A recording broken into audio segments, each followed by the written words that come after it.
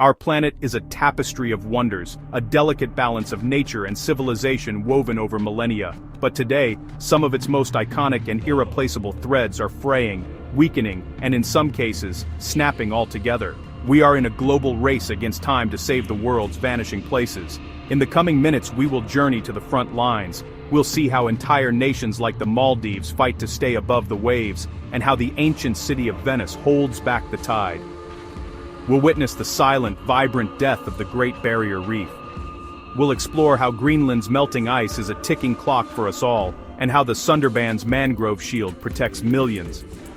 We will uncover the lessons from man-made disasters like the vanished Aral Sea and the scars of war on our shared heritage in Aleppo. This is a story of loss, but it is also one of resilience, ingenuity, and hope. Stay with us to see what we can still save, starting now. Our journey begins in the heart of the Indian Ocean, in the Republic of Maldives, a nation of over 1,000 coral islands. It is the lowest-lying country on Earth. For centuries, these islands have been a paradise, a testament to life's ability to thrive in the most delicate of settings. Each grain of sand, each coral polyp, contributes to a nation that barely rises above the waves. But the very ocean that defines the Maldives now threatens to erase it. The primary driver is global sea level rise, a direct consequence of a warming planet. As polar ice melts and ocean water expands from the heat, the sea inexorably climbs higher. For a nation where 80% of the land is less than a meter above sea level, every millimeter is a battle for survival. Rena, a guest house owner on the island of Mafushi, has seen the changes firsthand. The beach I played on as a child is gone, she tells us. During the monsoon, the water comes into the streets. We build walls, but we know the sea is patient. Her story is the story of her nation, a daily confrontation with an existential threat. The government is exploring radical solutions, from building higher-density, elevated cities to the once unthinkable prospect of managed retreat, relocating its entire population. It's a stark choice between preserving a homeland and ensuring the survival of its people. Half a world away, another jewel of human civilization faces a similar foe. Venice, the floating city, has battled the sea for over 1,000 years. Built on a foundation of wooden piles driven into the marshy ground of a lagoon, its beauty is legendary, its engineering a marvel. But here, the threat is twofold. Like the Maldives, Venice is threatened by rising sea levels, but it is also sinking. This process, known as subsidence, is caused by the natural compaction of the lagoon's soft sediments. For centuries, the city has been slowly, almost imperceptibly losing its fight against gravity. Now, with the added push of climate change, the infamous aqua alta, or high water events, are becoming more frequent and more severe, inundating priceless art, ancient churches, and the daily lives of its residents. Marco, a gondolier whose family has navigated these canals for generations, feels the change in the water's rhythm. The floods used to be a spectacle, he says. Now, they are a constant worry. They eat away at the foundations, the soul of our city. In response, Italy has invested billions in a monumental defense system, the MOSE project, a network of 78 mobile floodgates designed to rise from the seabed and seal off the lagoon from the Adriatic Sea during high tides. It is an audacious feat of engineering, a desperate attempt to hold back the future, but it comes at an immense cost, and even its designers admit it is a temporary solution. It buys time, but the fundamental question remains: for how long can we engineer our way out of a problem we created? From the coasts of civilization, we now dive beneath the waves, to a world that is just as vital and even more fragile. The Great Barrier Reef. It is the largest living structure on Earth, visible from space, a sprawling, complex metropolis of coral that shelters a quarter of all marine species. It is not just a natural wonder, it is a critical engine for the planet's health and a cornerstone of Australia's economy. But this vibrant world is facing a silent, catastrophic event: mass coral bleaching. The mechanism is deceptively simple. Coral's brilliant colors come from microscopic algae living within its tissues in a symbiotic relationship. When ocean temperatures rise, even by 1 or 2 degrees, the stressed coral expels these algae. Without them, the coral's white skeleton becomes visible through its transparent tissue. It is not yet dead, but it is starving and vulnerable. If the water cools, the coral can recover. But if the heat persists, the bleaching is irreversible. The coral dies, and the entire ecosystem built upon it begins to collapse. Anya, a marine biologist who has dedicated her life to the reef, describes it as watching a city burn in slow motion. The silence is the most haunting part, she explains. A healthy reef is noisy, full of the clicks and pops of fish and shrimp. A bleached reef is quiet. It's the sound of a graveyard. The scale of the devastation is staggering, with recent marine heat waves causing widespread bleaching across vast sections of the reef. Yet, amidst the despair, there is a flicker of hope. Scientists and local communities are racing to find solutions, from breeding heat-resistant supercorals to pioneering reef restoration techniques, planting resilient fragments in the hope they will one day regrow. These efforts are heroic, but they are localized battles in a global war against rising temperatures. The ultimate fate of the Great Barrier Reef and all coral reefs worldwide rests not in the ocean, but in the atmosphere, and in the choices we make on land. In the vast expanse of the Indian Ocean lies an archipelago of breathtaking beauty, the Maldives, a nation woven from sunlight, sand, and sea. From above, it appears as a string of pearls scattered across a turquoise canvas. This is the image of paradise, a dream destination for travelers the world over, and a home to 500,000 people whose culture is inseparable from the ocean that surrounds them. These are not just islands, they are atolls, living structures built over millennia by tiny coral polyps atop submerged volcanic mountains. Over 1,000 coral islands fringed with brilliant white sands and crystalline waters form a nation that is more ocean than land. This unique geography has fostered a resilient people and a vibrant economy, heavily reliant on tourism and fishing. But the very elements that created this paradise now conspire to reclaim it. Beneath the surface, a quiet emergency unfolds. The rising temperature of the ocean is triggering mass coral bleaching events, turning these vibrant underwater cities into barren graveyards. These reefs are not just beautiful, they are the island's first line of defense, absorbing the power of ocean waves. As they die, the islands become more vulnerable. The Maldives is the lowest-lying country on Earth. Its highest natural point is under 3 meters, a staggering statistic that lays bare its vulnerability. With over 80% of its land sitting less than 1 meter above sea level, the threat is not a distant forecast, it is a daily reality. Rising seas are a present danger, but the invasion is often invisible, happening from below. Salt water intrudes into the fragile freshwater lenses that float atop the denser seawater, contaminating the drinking water for entire communities. This salinization poisons the soil, making it impossible to grow traditional crops. Fatma, a resident of a small outer island, remembers a time of abundance. She recalls a childhood where breadfruit, banana, and taro trees grew plentifully in her family's garden. "We used to just walk out and pick what we needed for dinner," she says. "Now the ground is too salty, the plants wither and die. The beaches where we played as children are narrower every year." For Fatima and her community, the ocean has always been a lifeline, a source of sustenance and joy. Now, it is also a source of constant anxiety, a relentless threat inching closer to their homes. This erosion accelerates with each passing year. Storm surges, once rare, now strike with greater frequency and force, flooding homes and infrastructure. The very land beneath their feet is being washed away. In response, the Maldives is fighting back with remarkable ingenuity. The nation has embarked on one of the most ambitious land reclamation and fortification projects on the planet.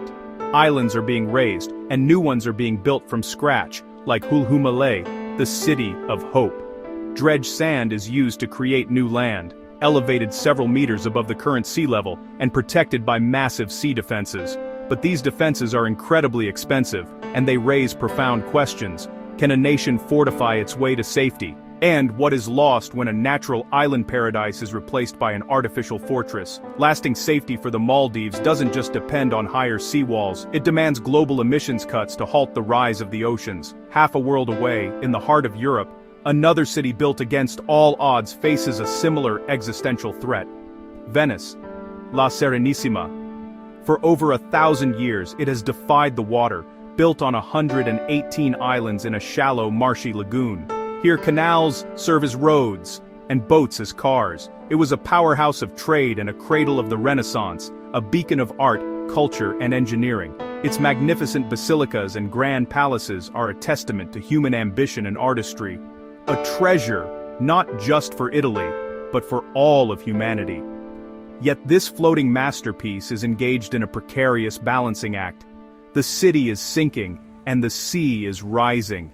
Venice is grappling with a dual problem. The ground beneath it is naturally compacting and subsiding, a process accelerated in the 20th century by groundwater extraction. At the same time, global sea level rise is pushing the Adriatic Sea higher. The result is a dramatic increase in the frequency and severity of acqua alta, or high water.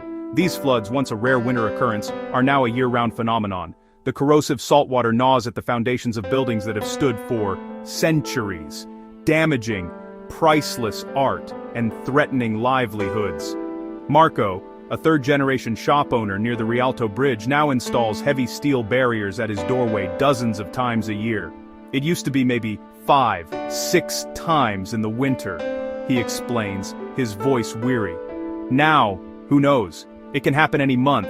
Every time the siren sounds, my heart sinks. We are fighting a battle we know we are losing, little by little. To protect itself, Venice has constructed one of the world's most complex and costly defense systems, MOSE, a network of 78 mobile floodgates designed to rise from the seabed and seal off the lagoon from the Adriatic during extreme high tides. After decades of construction and controversy, the system became operational and has since saved the city from near-record tides on multiple occasions. It is a monumental feat of engineering, a shield against the encroaching sea. But it is a shield with limits.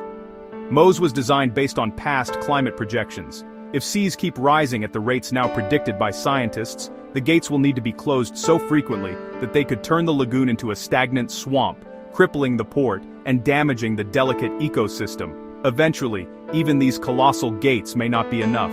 Can a floating city, a living museum, survive in a rising world? The question hangs heavy in the damp Venetian air.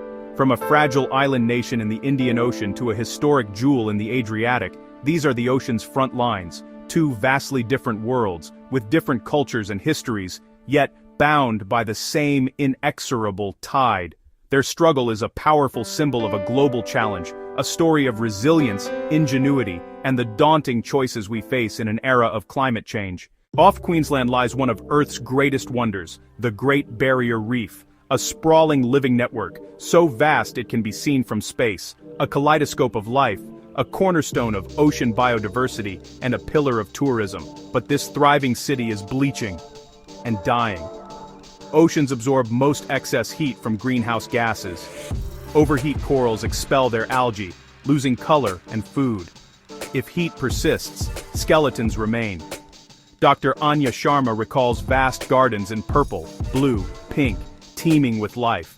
The same site, ghostly quiet, fish gone, a personal and scientific heartbreak. Several mass bleaching events, some estimates, half the shallow corals lost. Vital work, but it cannot cool the ocean. Reef survival hinges on swift, significant global climate action. Without it, an entire ecosystem could be lost. So, well, the choice is ours. The line between ruin and renewal is thin and drawn by us. Greenland, an Arctic titan, a realm of ancient ice nearly 2 miles thick. One of Earth's great air conditioners. Warming air melts the surface, rivers carve, lakes overflow to the ocean, warm seas erode glacier fronts, colossal slabs break away. Kalin's roots form later, break earlier. Glaciers retreat, unveiling land unseen for millennia. Hundreds of billions of tons of ice lost yearly, driving global sea level rise from Greenland to Miami to Mumbai. At the Bay of Bengal, the world's largest mangrove forest, buffer for millions. A living shield and sanctuary, iconic, elusive life. Squeezed by climate and human pressure, drowned and starved of sediment. Rena fights water on all fronts, yields fall, storms bite deeper. A shield for one of the most climate-vulnerable regions, conserve, replant, restore rivers, and slow sea level rise. Greenland's melt, oceans rise, the Sundarbans fate, the planet's threads pull tight together. Some wounds on our planet are self-inflicted, scars left not by nature but by ambition. In the heart of Central Asia, there was once a vast inland sea, so large it was called the Sea of Islands. The Aral Sea, once the world's 4th largest lake, was a vibrant oasis, its fresh waters teeming with life. It sustained bustling towns, a thriving fishing industry that employed tens of thousands, and a unique culture that had existed for centuries along its shores. It was the lifeblood of a region. But in the mid-20th century, a monumental plan was enacted to transform the surrounding desert into a cotton-producing powerhouse. The two great rivers that fed the Aral, the Amu Darya and Sir Darya, were diverted into a sprawling network of irrigation canals. The sea's lifeblood was systematically choked off. The consequences were catastrophic and swift. Within a single generation, the Aral Sea began to vanish. 90% of its volume was lost. What was once a single body of water fractured, retreated, and died, leaving behind a toxic salt-encrusted desert called the Aralkum. For people like Nurbal, a former fisherman from a port town that now sits 100 kilometers from the nearest shore, the loss was absolute. He watched the water recede, taking with it not just his livelihood, but his community's identity. The fishing boats became rusted monuments to a forgotten era, stranded in a sea of sand. As the seabed was exposed, winds whipped up toxic dust storms carrying pesticides and salt, poisoning the air and the land. Respiratory illnesses and cancers soared, economies collapsed, and a generation grew up knowing only the ghost of the sea. Yet in this story of ecological collapse, there is a sliver of hope. In Kazakhstan, a massive effort to save what was left of the North Aral Sea has yielded remarkable results. The Kokaral Dam, completed in 2005, separated the smaller northern part from the dying southern sea, allowing the Sir Darya's flow to replenish it. Salinity dropped, fish returned, and a fragile fishing industry has been reborn. But the vast South Aral is likely gone forever, a stark and permanent lesson in the devastating cost of water mismanagement. Loss also comes in the thunder of war. In Syria lies Aleppo, one of humanity's oldest continuously inhabited cities. For millennia, it was a crossroads of civilizations, its history etched into every stone. The magnificent citadel, standing guard over the city. The great Umayyad Mosque, a spiritual heart for centuries. The sprawling labyrinthine souks, a vibrant tapestry of commerce, craft, and daily life. This was not a museum. It was a living, breathing fabric of human heritage, a place where the past and present coexisted in a delicate, beautiful balance.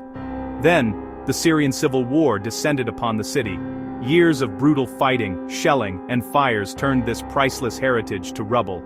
The iconic 11th century minaret of the Umayyad Mosque, a masterpiece of Seljuk architecture, was obliterated. The ancient souk, one of the largest covered markets in the world, was consumed by flames. Centuries of history were erased in moments of violence. The destruction was not just collateral damage, it was a deliberate targeting of cultural identity, an attempt to erase a shared past. She fled as her childhood vanished. Like millions of others, she saw her world, her memories, and her home destroyed. Over 60% of the ancient city was severely damaged or reduced to dust. The loss is measured not just in collapsed walls and shattered artifacts, but in the severed connection to a place that defined a people. When you destroy a city's heritage, you attack its soul. Today, amidst the ruins, the slow, arduous work of restoration has begun. International organizations and local communities are working together, painstakingly documenting the damage and planning for reconstruction. But rebuilding stones is hard. Rebuilding the spirit of a place, the trust, and the sense of shared identity is infinitely harder. Aleppo's scars are a reminder that protecting heritage is inseparable from protecting peace. Sometimes, destruction is born not from neglect or the chaos of war, but from a cold, calculated ideology. In the tranquil Bamiyan Valley of Afghanistan, a vital artery of the ancient Silk Road, two colossal Buddhas stood watch for 15 centuries, carved directly into the sandstone cliffs in the 6th century. They were breathtaking marvels of art and faith, towering over the valley at 55 and 38 meters high. They were symbols of a rich, pluralistic history, a time when Buddhist, Greek, and Central Asian cultures blended in this mountain sanctuary. For centuries, they survived invasions and the passage of empires. But in March of 2001, the world watched in horror as the Taliban regime, declaring the statues to be idols, ordered their destruction. It was an act of cultural annihilation. For weeks, they were shelled with artillery and packed with dynamite. The explosions echoed through the valley, a final, violent end to 1,500 years of silent vigil. The act was condemned globally as a crime against our collective human heritage. To Ahmed, a resident of Bamiyan whose family had lived under their gaze for generations, they were more than stone. They were guardians, part of the landscape, part of his identity. He remembers the day the explosion stopped. When the dust finally settled, revealing only empty voids in the cliffside, it felt as if the mountains themselves wept. The silence they left behind was heavier than any stone. The vacant niches of Bamiyan are now a UNESCO World Heritage Site in danger, a permanent wound in the landscape. Debates continue about whether to reconstruct them or to leave the voids as a powerful memorial to loss. These empty spaces, like the salt deserts of the Aral and the rubble of Aleppo, deliver a chilling warning. Human choices driven by greed, conflict, or intolerance can erase millennia in an instant. Protecting our shared heritage is not a luxury. It is a fundamental act of promoting understanding, preserving memory, and safeguarding our common humanity for the future. Lake Chad once rivaled a U.S. state in size, now a patchwork of ponds. Climate shifts and overuse starve it from sky and tributaries. Livelihoods vanished, families move. Competition for scarce resources fuels instability. Since the 1960s, Lake Chad lost over 90% of its surface area. Economies and nutrition crumple. Solutions are explored, but the warning is clear. These stories are about people, work, identity, and home. When nature shifts, communities bear the first and deepest wounds. Many become climate refugees, or conflict migrants, seeking safety. Ripple effects spread far from ground zero. Losing place can mean losing self. Those least responsible often suffer most. Despair is a luxury we cannot afford. Small choices multiplied shift markets and momentum. Evidence guides solutions. Back it and heed it. This is our moment of decision. The race against time is on.